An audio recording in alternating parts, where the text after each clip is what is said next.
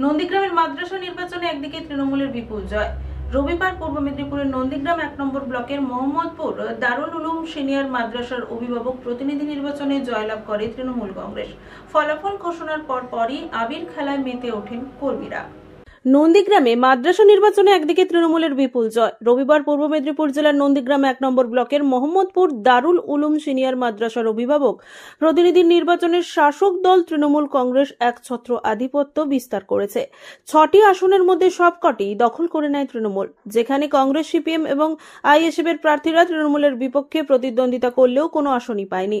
এই নির্বাচন ঘিরে যাতে কোনো অপ্রীতিকর ঘটনা না ঘটে সেই কারণেই এলাকায় ছিল পুলিশ মোতায়েন। নির্বাচনের ফলাফল ঘোষণার পরই তৃণমূল কর্মীরা আনন্দে ভেসে ওঠেন, সবুজ আবিরে মেতে ওঠেন তারা। বিজয়ের পর ব্লক তৃণমূল সভাপতি বাপ্পাদিত্য গর্গ, তৃণমূল নেতা শেখ সুফিয়ান এবং অন্যান্য নেতা বিজয় মিছিলে উপস্থিত ছিলেন।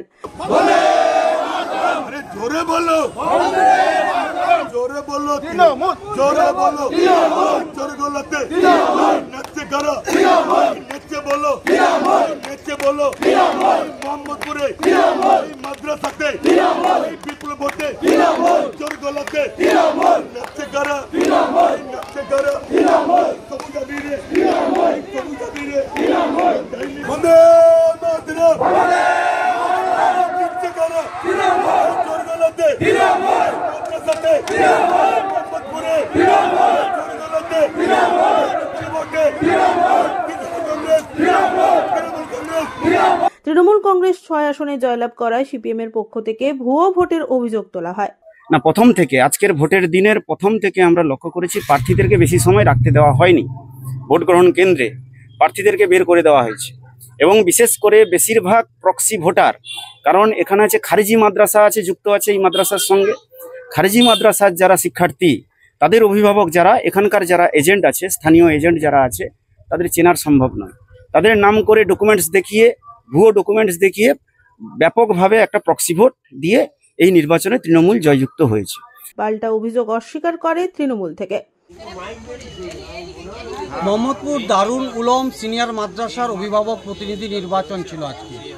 সেই নির্বাচনে একদিকে তৃণমূল কংগ্রেস সমর্থিত প্রার্থীরা প্রতিদ্বন্দ্বিতা করেছিল বাম, রাম, আইএসএফ এবং কংগ্রেসের বিরুদ্ধে।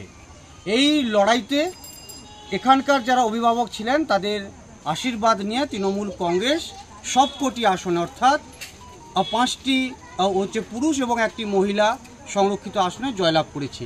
এই জয় মমতা বন্দ্যোপাধ্যায়ের জয়, এই জয় অভিষেক ব্যানার্জির জয়।